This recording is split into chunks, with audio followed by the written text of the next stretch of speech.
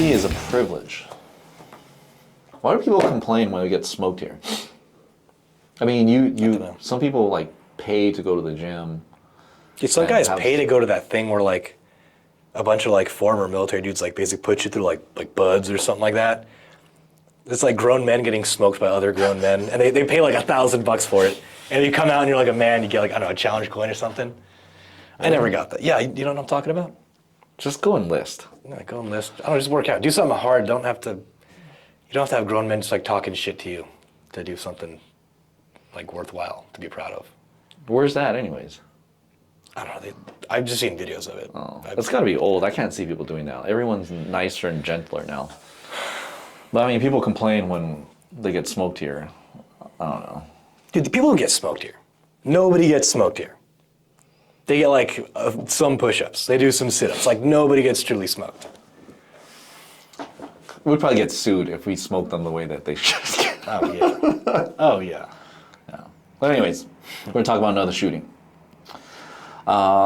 You've seen the video. I haven't seen the whole thing, right? So I didn't even know this was... this is a shooting at Houston PD, right? We're watching it on police activity. Houston police shoot suspect who grabbed an officer's gun and fired a shot. All right, let's look at this.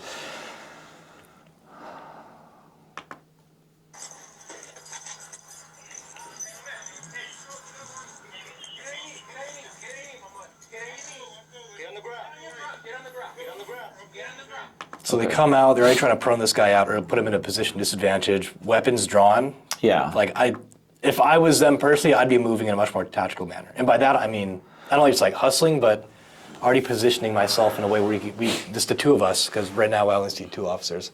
I think there's three. I want to see there's a third guy in the back. I'm not sure how far behind he is. But like right here, you notice how close together they are. I'd start spreading apart. Spread apart, control as much space as possible. I don't have too much problem. Okay, so this initial approach, I don't have too much of a problem with it. I mean, yeah, he could spread out a little bit more too, right? Because, I mean, it's easy to judge these guys when we weren't over there, right? And we're watching after the fact, right? Fair enough. If, you know, usually, like, we do try to triangulate on suspects and everything, right? But then you also have to, it's always a gamble, right? It's always a gamble because if you triangulate on that person and then this person's moving this way, we can argue like it doesn't look like he's armed. Why didn't they just go hands-on, right? But you don't know if he's armed or not. And if you position your way, or if you position yourself in a way where if this turns now lethal, you kind of take the other person out of the fight because a crossfire issue. So these are That's the what I'm saying. They like, should spread out more. If I'm already coming out with my gun drawn, like I would. Yeah. Already think about like positioning. That's all I'm saying. No, I get you, right? Because this guy has his gun drawn. Mm-hmm. The other guys don't, which is fine, right? Because when they got there, when this video started, we don't know if they had a plan before or whatever, right? But it's not uncommon. Actually, we should, right? When we're dealing with the suspect, someone has lethal, someone has non-lethal, and then you have someone that's designated to go hands-on, right? So yeah, if their purpose was to just stop this guy and not let him run, which I think he does later, right? Because the shooting was out in the street and they're in front of a house right now. Still plenty of video left. Yeah. So yeah, I'm okay with it. Yeah, could they position themselves a little bit better? You know, I'm nitpicking. Yes and no. Yeah. Yeah, I'm nitpicking. I'll admit that. Yeah, and then those are the things. Like I've done stuff to where I've gone and I've seen a suspect and he doesn't appear to be armed and then he starts walking away because he's not listening to our commands and we just immediately grab him, take him down and then get him in custody, right? And then later we find like a knife or a weapon on him and I'm like, that was like, I took a gamble, right? And a lot of police work it's a gamble, right? You can do everything correctly and then you still get yourself killed, right? Or you can do stuff all messed up and then you just got lucky. I would say most of this job, it's lucky, right? I mean, you do everything you can to increase your chance of success, but on this, I don't have too much of a problem with them because they can be more aggressive and then take this guy into custody before he exits the property here on this residence, right? But that's just because we know after the fact that, you know, he runs and stuff like that. But at that point in time, the officers could be like, hey, we don't know if this guy's armed or not.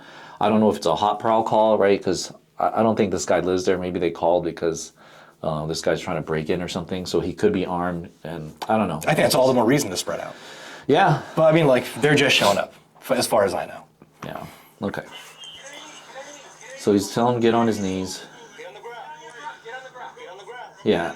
So right there, he looks like he's holding a chute. Like, I don't know, man. Like, I get it, but these are the things. That's just one of the decisions you got to make. And then sometimes you're right, sometimes you're not, right? Because if the guy had pulled out a gun or a knife right there, then we would say like, oh, well, they should have done this, they should have done this. So this one, I don't know. The way they approach, can it be better? Yeah, but I'm not going to, dog on these guys for it because that's just the risk of police work. Okay.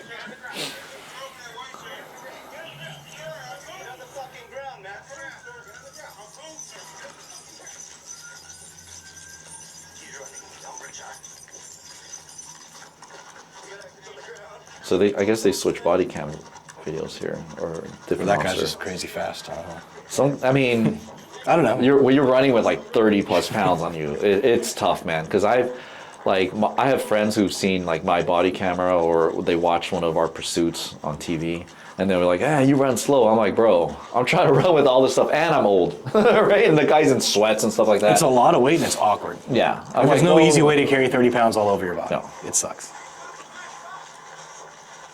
And, depending on how you have your belt set up, right, your weight distribution, all that stuff, it's all going to affect your speed. Mm-hmm.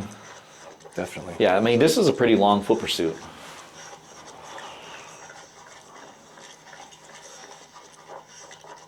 So he's trying to carjack somebody here.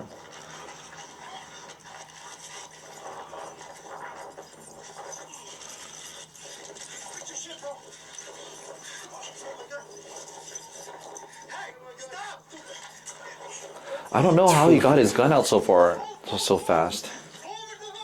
You're seeing the guy whose footage we're watching right now? Okay, so he takes a shot on his back here. Yeah. I mean, as soon as he draws his weapon, there's like obviously some crossfire issues. He could just be trying to push the weapon to the guy's back to get a little signal like, hey, dude, I got my gun. Like, don't try anything. You know what I mean? Yeah, it could be that, but there's still always the issue of crossfire, which this is really dangerous because we've had officers hit by cars too. So it's just you're fighting in a bad place. Everything's bad here, right? And it's not the officer's fault here. But if it was me, man, I probably wouldn't take a shot like that because they're actually like wrestling for the gun, right? And the officer who got his gun taken, he's probably just holding it for dear life, right? Mm-hmm. And I guess the guy ended up firing a shot. So was that shot on the back, was that the officer shooting, or his finger's on the trigger there? Yeah, his finger's on the trigger. I can't really tell. It looks like the officer shoots because you see his jacket kind of flip up all of a sudden. Because I didn't hear the shot from the suspect. It says the suspect fired a shot. Yeah, to me, it looked like the officer was shooting. Okay. Yeah, if that that was it, over penetration is super scary right there. Yeah, and plus, if they're like rolling around like this, right, and you're taking a shot like that, like what if at that point you decide to shoot that they roll over or something like that? I mean, yeah, it's constantly changing. Man, that's rough. That's a tough decision, right? But I mean, I get where he's coming from. He's like, I got to do something because he's got the gun. Because his partner keeps telling him he's got my gun. Mm-hmm. Yeah, he's got my gun. Yeah, so that's what I think he should have just done in the beginning, mm-hmm. right? He went from the side, that way the background for that headshot is going to be away, in a safer direction. Off to the parking lot. Man, that's tough, dude. Yeah. Yeah. What I do appreciate about this is, right, he waxes the dude. Yeah. Nice, saves the day, but he doesn't just like keep moving fast. He recognizes that he has time to slow his thought process down. Yep. He slows down. Hey man, like, doesn't try to push him off. Do you still have your gun? Yeah. Let's try to take control of your gun. Be careful. Yeah. He knows he might be seizing up. He might have his trigger or his finger on the trigger. Yep. No, that's good. And then he's checking to make sure. Yeah, he's making sure other officers are good. Mm-hmm. Right. He's not panicking. He's not tap dancing. Right. Yeah. So that's a good thing. Right. Yeah. That's a tough situation to be in, man. Dang. Yeah, and then I guess he says he's got, his finger's still on the trigger. Yeah, because I mean, that headshot just lights out, and his body's just frozen in that same position, and It's not going to be hard for him to actually crank crank a round off, and then depending on where the muzzle's pointed too. So good job on them for controlling. And then look at this asshole that just drives by there. That's so freaking common, man. You see that car that just drove by there? Right by the guys. Yeah, freaking idiots, dude. I mean, one idiot in one state, and man, I see that stuff all the time here. I don't think it's anyone that would watch our videos that's going to do stuff like that. But man, if it is you, don't be a jackass, man. Like there's so many times where we're doing investigations and guys just fly by, and I'm like, there's like a dead body right there, and there's police tape everywhere. We got lights everywhere, and then people just like sorry, we're sorry that somebody just got killed here. We don't want to inconvenience you. Anyways. Yeah, don't be an asshole. Sidetracked a little bit because I was like, we're talking about the shooting, and this guy flies by, and I'm like, what a jackass! You got triggered, dude. But you know, at the end, one thing I do appreciate is like the officer who are watching his body cam footage remains very proactive. Like you said, right? He takes the shot, really high adrenaline. He slows down, slows his pace, focuses on one problem at a time, and then as soon as his buddy's free, it's like, hey, bro, like, start taking your shit off. Let's do some blood sweeps. Yeah. He's looking for the next problem to solve, and he's also thinking bigger picture, not just getting like target fixation. Good on him. No, it's good on him. I wouldn't have taken that first shot if it was him that shot the back, right? But that's really good for him to maintain his composure. And then he went to the side and took that headshot from the side, pointing his gun away from his partner. So kudos to him. I mean, I think they did, like, given the situation, it's just shitty. Yeah, dude, that's rough, man. Yeah. And it happens so fast. Yeah, and that's just the risk of police work, dude. I mean, a lot of the stuff is luck. Like I'll look at some of the stuff that I went through and I'm like, damn, that could have gone so bad, right? And that's the risk, man. I mean, you can't play it perfect all the time. You train to improve your odds, but like you said, you can do everything right and still die at the end of the day. What I can say is, without a doubt, if you're training at a high level, it does help you in these situations, right? If you're not if you have bad skill, if you're not training off duty and you're not training at a high level or you're doing stuff with stress and all that, you don't know how you're going to react. But if you're doing that on a regular basis, when something like this happens to you, you're able to control your emotions, your adrenaline a lot better, right? So it's important that you guys train. Absolutely. Yeah. I always like it when we have our students introduce themselves and then be like, hey, man, I did this for 20 years. Or I did this. I'm like, all right, dude. Let's see how you do. Yeah, so we're like, oh, cool. Hey, thank you for your service and blah, blah, blah, this and that, right? And then we'll throw them in some force-on-force training, and it's like totally different thing. Yeah. Like panicking. It's like that Battle Drill 1 Alpha did not prepare you Last week, one guy attack. Puts his gun on safety, and you realize it. So he's like, oh, my gun's not working. I'm like, hey, the scenario's still hot. And you put that gun on safe. Nobody else. So, I don't know. Guess those 20 years didn't help them in that scenario. Right? Or people also like, there's like false equivalents where it's like, okay, I spent 20 years in the military, therefore I'm a master tactician when it comes to self-defense or home defense or something like that. Right. Yeah. Like you've been like emboldened from all your experience, which is cool, right? I don't mean to take that away from anybody, the fact that serving 20 years in the military, that's awesome, that's badass. But the skills don't always translate over. I'm trying to think of...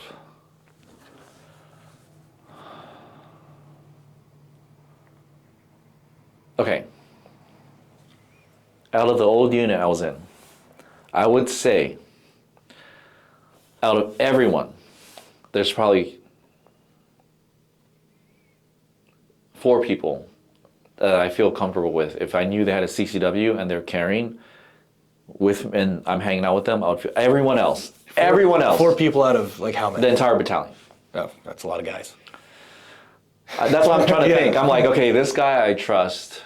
I'm not saying like I trust like he's a good shooter or anything, but I think that this guy is trained enough and he's safe and everything where I know he's not going to shoot me.